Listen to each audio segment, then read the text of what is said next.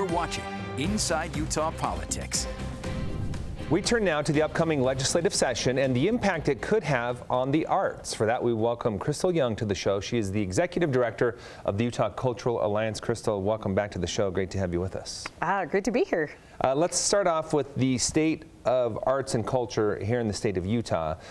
You have 2020 data, which is pretty significant when you think about that's when the pandemic hit. So tell us the very latest on how the industry is doing here in our state.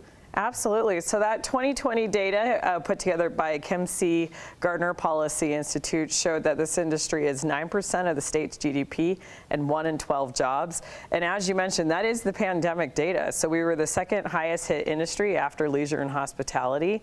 And I do have our 2021 numbers, even though we haven't publicly released them, but only the jobs numbers are the only ones I have. And we lost about 9% of our total workforce in 2020, and all of that came back in 2021. In fact, we had about a 1% growth from where we were in 2019. That's pretty fascinating when you think of the impact, because theaters had to shut down.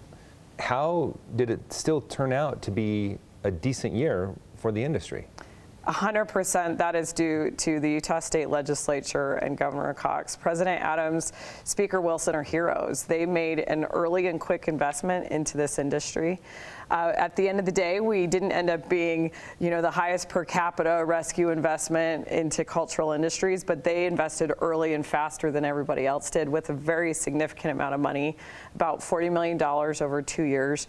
And that early and swift action is what saved our industry.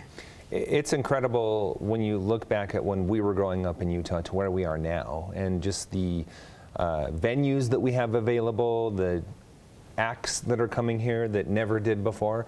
Talk about the importance of arts and culture in everyday life.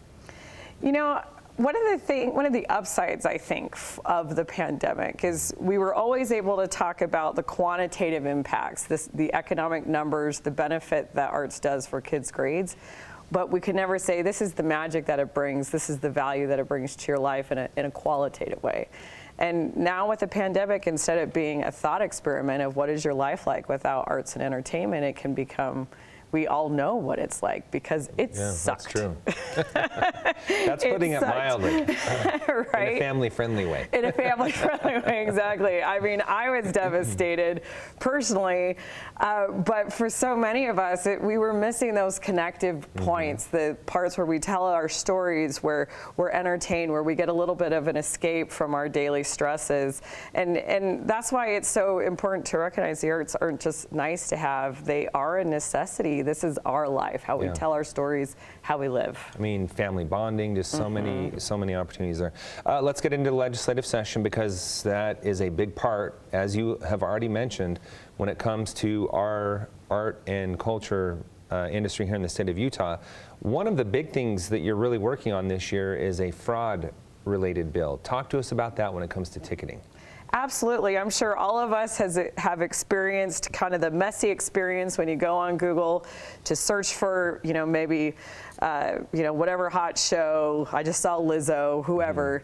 It's about 15, 20 links before you actually get to the real ticketing site, the original ticketing site. And that's okay.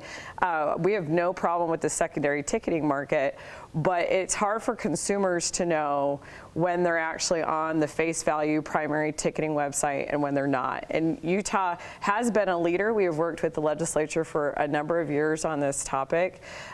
We have some legislation in place that protects consumers, but we need more. We have consumers who swear up and down that they bought the ticket on arttix.org or from whomever, and then maybe the show got canceled and the broker got the refund and then the secondary ticketing buyer did not. There's just a few issues. We also get consumers complaining about skyrocketing fees, both on the primary and secondary ticketing website. I've had so many calls from legislators on fees in the last few months. And so this bill is meant to address this in a little further way than we have before. Talk about how that will work, though. Like, what specifically will it do to address these issues? Some of the issues in the bill right now, and again, we will have to negotiate. We are negotiating with national interests on this bill. So what happens at the end of the day might be a little bit different, since in Utah we work together. But what we are proposing is increasing a few of the disclosure requirements that Utah already requires. So it's even more, I think, clear to the average consumer where they're purchasing and where they're not. We are encouraging including disclosures into the SEO language, and so that way when you are on the search page, you would know if you're on a secondary or primary website. The bill does have a cap on fees. That is something that will definitely be negotiated at some point. And this is something you've taken pieces from laws in other states to try to come up with something that will work for us in our state. Absolutely. Every element in the bill comes in a large section, if not a majority of the states. There is one element, a pop-up disclosure, that's new. Hopefully we get that across the finish line, but we'll see. We intentionally stayed away from a number of regulations that other states do that just were not a good fit for Utah. And so this will not be, the most aggressive bill, but it will be a bill that helps consumers and helps art small businesses. Okay, an exciting program that you all are launching, the K-12 Arts Education Strategic Plan. Talk to us what that's all about. Absolutely. So, sometimes we jokingly talk about the Utah way, but I actually believe in it. And I think one source of that magic is the already strong system and love for arts and entertainment that we enjoy in this state. We have incredible programs like Beverly Taylor Sorensen Arts Learning Program, POPS and IC. Many of our school districts across the state have great theater, drama, dancing, digital arts, music, etc. Don't judge me if I left one out.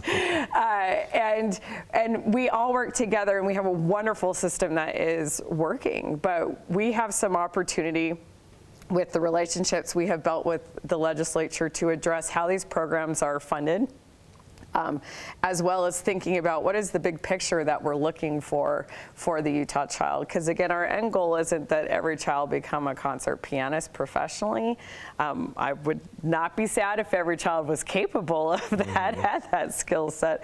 But we want them to take what they learn from piano into their workforce, into their communities, and into their families. And we all know that there are intangible things you learn when you're exposed to these creative practices like mental elasticity, academics, et cetera. So this is a 3-year project that we are doing with various entities in arts education space and with the legislature itself and with support from leadership. And we will come back with a series of proposals to make sure that no kids get missed from our existing system, and are there even better ways that we can bring these very important benefits to kids. You will be giving out a Lifetime Cultural Champion Award in February. You can't say who it's going to, but tell us a little bit about what the award is about and what goes into selecting who will get it. Absolutely. We do have this long history of Utahns loving and supporting culture, and a strong history of champions at the legislature who do that as well. And our intention with this award is to really call out the individuals who kind of rise up and lead in helping our industry be able to better serve Utahns and better transform lives with the support that they provide for us. And that's not just the help that they give, to our nonprofits through grants from the state. It's not just the arts education that they invest in. It's also policy like the ticketing bill and the historic rehabilitation tax credit. There's a lot of policy that helps create an environment where our creatives can do their job and transform lives. And so every year we look at a legislative champion who has done something or multiple things throughout their career. And the individual who it is going to be going to this year is someone who is a true champion, who has rescued this industry and is deserving of this award and so many more. All right, we will keep an eye on that. And the session just weeks away. Hard to believe that, but here we go again.